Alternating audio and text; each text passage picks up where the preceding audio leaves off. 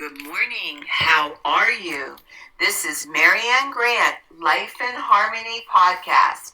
Today is the first day of your life. It's important.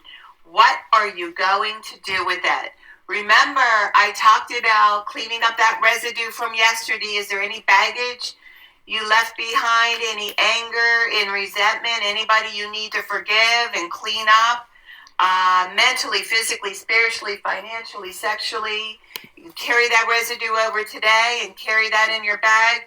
It's going to make for a heavy day, and this is where depression and anger and rage comes in. What a horrible way to start your day. I suggest you clean it up right away. I'm going to go over the list of all the other things, all these other distractions that happen to us for us to be aware of and to be able to have the best day ever. Sarcasm. Sarcasm is anger, emotions, bad attitude, enabling, people-pleasing, not able to say no, drugs, alcohol, pills, relationships, sex, lust, love, anger, rage, porn, controlling everybody around you but yourself, distractions everywhere. Then you do nothing but have excuses. Gambling, work, working out, food addiction, binge TV, phone, podcast, news, caffeine, surgeries, pain, in your relationship with a man or a woman, mentally, physically, spiritually, emotionally, abusing one another, or else you may want to add to the list. All right, today I want to talk about idle time, like what you do, how dangerous it is when you have too much time on your hands. And remember, I talked about there's a price to be paid, to be kept. It's important that you have a nice balance, that you're hungry, that you want to get up, you want to go to work. When you have too much time on your hands, when you retire, a lot of dangerous things happen. And it's important to have your day written out, to have it be a filled up day. You either want to be you're either getting tired of doing nothing or you're tired of doing something, but you need to do something. And the idle time is when disease sets in. I just had an attorney come to me, and his father died, and the mother had so much time on her hands when dad died that she went into full-blown alcoholism. And we're talking, in our 80s. It doesn't matter what age you are. We could do a lot of many dangerous things when we have idle time, or we have mourning, or we have pain. It's important that we don't isolate and that we plan things to do throughout the day and not have that too much time on our hands.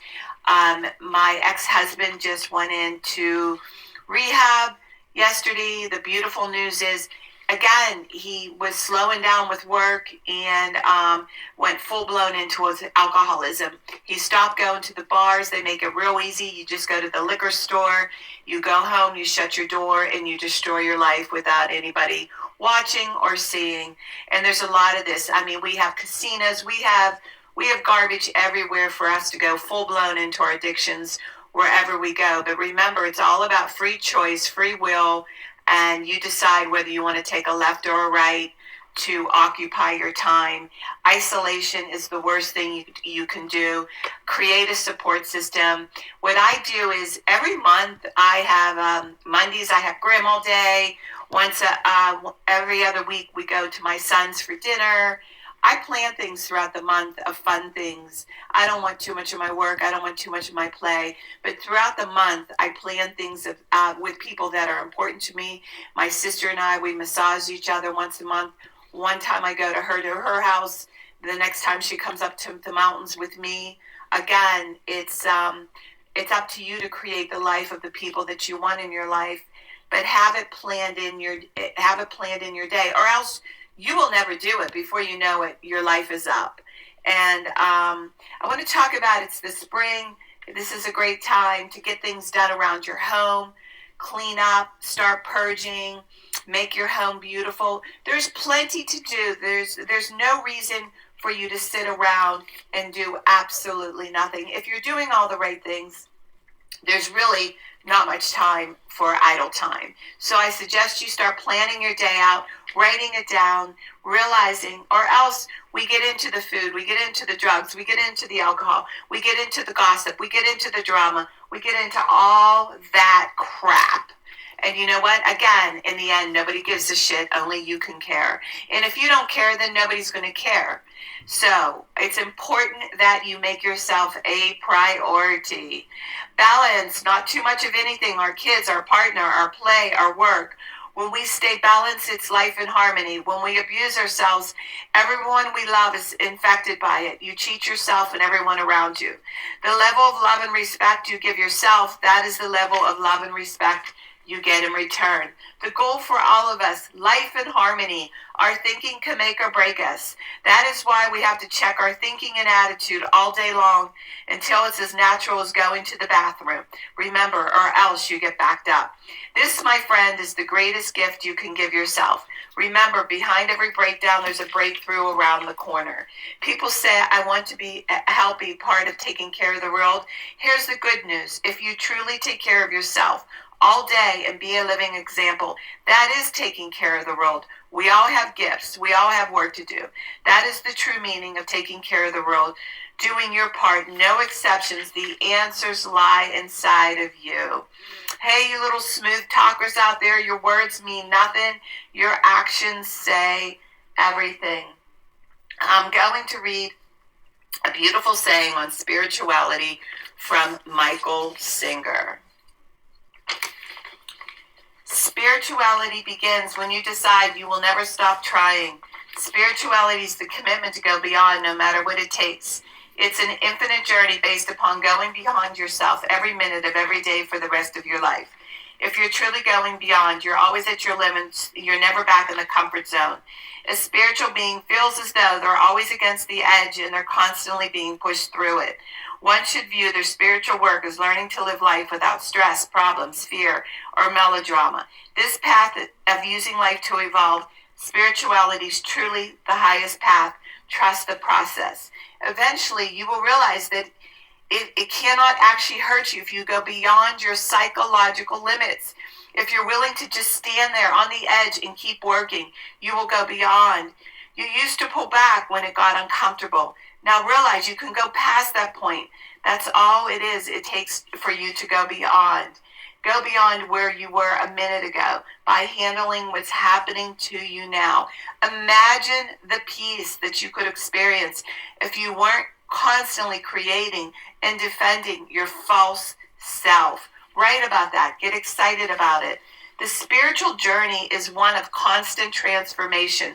To grow, you must give up the struggle to remain the same and learn to embrace change. It's time. You must go through the darkest night in order to get to the infinite light. What we call darkness is really the blockage of light. I love that. It's beautiful. It's so great when you start breaking through walls and realize the power that you carry within, and then it starts to get easier and easier. All right, I'm going to read a little part in my book here, page 32. Each day, I get up and ask myself how I can be the best person I can be and how to contribute to society. How can I be a better wife and mother, a better teacher, a better friend? It's attempting to do this on a daily basis takes much discipline. My life gets better and better. There are still rocky roads along the way. Decisions can be difficult. Daily, I eliminate anything in my life that distracts from my growth. I am willing to do what I need to do. I work on becoming stronger mentally, physically, spiritually, and financially. As I continue to do this, I'm able to make the most positive decisions for myself. For a long time, I needed the approval of everyone, but I have learned I must make myself happy first. The rest will follow. Whatever you want to create in your life, you must first focus and then take action to direct yourself toward your goals. You will then attract positive health, helpful people. This is a good time to be honest with yourself and say which things are most important to you. I will share with you the things most important to me. I write them down on an index card and read them daily to remind myself what I want to create and become in my life. I continue to maintain to be more loving and less judgmental of myself and others. When we have expectations of others, we become judgmental. My goal is to expect nothing and to be at peace at all times. I want more patience with my family. I want to stay clean, clear, and free of all the addictions. Also, I want to keep my body and mind strong, to spread love wherever I go, to communicate clearly and listen quietly, and to trust all will be okay no matter what. Then I have a beautiful saying, The Man in the Arena, by Theodore Roosevelt. It's not the critic who counts, not the man who points out how strong the man stumbled, or where the doer of deeds could have done them better. The credit belongs to the man who is actually in the arena, whose face is marred by dust and sweat and blood, who strives diligently, who errs, comes short again and again, who knows the great enthusiasm, the great devotions, who spends himself in a worthy cause, who at the best knows in the end triumph of high achievement, and who at the worst, if he fails, at least fails by daring greatly, so that his place shall never be with those cold and timid souls who neither knew victory or defeat. I love that because change, recovery, everything we do, we have to fail. We have to have breakdowns. We have to break through the wall. We have to get uncomfortable. We have to do things that are not easy. That's the difference between an ordinary life and an extraordinary life. And when you really realize this, you have to make a decision. Do you want to be spineless or do you want to stand for something? Because in the end, really, when I mean this, nobody cares. Only you can care. I learned this when Joe went away. Everybody ran for me. They thought they were going to catch it. My own family ran for me. As time went on, I created different people in my life, different support system. But again, in the end, as I do my day, nobody could do my day. Only I can do my day. People could be your cheerleader. My counselor could be my cheerleader. My sponsors can be my cheerleader. But they give me information. What I do with it is up to me. Nobody's going to save you. Your doctor gives you information. You still have to do the work. The bottom line is you go get surgery. There's things you have to do after that surgery. There's a lot of work after surgery. It's, again, accepting the work. Everything is about accepting the work to have a great life. But once you accept the work, it gets easier and easier and easier. And you start welcoming the breakdowns. You don't take the breakdowns anymore as an insult. You realize you need those breakdowns to have breakthroughs around the corner. And that's when you've arrived. That's when you start mastering your day. You get excited for your day. I had a trip up yesterday with a very close friend, and it was some anger that was going on with her, but I didn't take it personally. It's something that she needs to clean up, something that she needs to do in her own life. The old Marianne would have taken it personally and called her all day to see what was wrong. I don't have to do that anymore. I don't have to clean up anybody else's shit but my own. There is such a freedom in that. And there's a saying, when you could take it or leave it, that's when you can have it. No one is worth like, oh my God, I'm going to die if they're not in my life. Oh my God, I need them in my life. No, we don't need, no. Our children, our partners, anybody, no. If they're going to do us in, we don't need them in our life. We walk away from them until they get it right and clean it up and apologize of what they need to do and be contrite, or else we don't accept it. And that's what people do, like, oh my gosh, you're going to die without me. No, you're not. You're going to be just fine. The manipulation, the narcissism that's going on in our society today is very, very scary, and you need to be aware of it. We can all heal together one day at a time. It is a decision from our head to our heart, the greatest gift you can give yourself. Remember, you can reach me at createyourspirit@gmail.com and leave your number if you want to order books or do workshops. I could teach you how to do the workshops. They are fabulous and exciting to do with people you love. My services, you can reach me at lifeinharmonyonline.com, learn about my services. Again, leave your number. Remember, I'm doing my podcast 5 days a week, Please tell people to hit subscribe. Start with the introduction, then podcast number 1, number 2, because there's order to digest each day, a little bit each day to learn and to have it inside of you to be a part of your life. And it gets easier and easier. And remember, I want you to have an astonishing day today. And thank you for listening.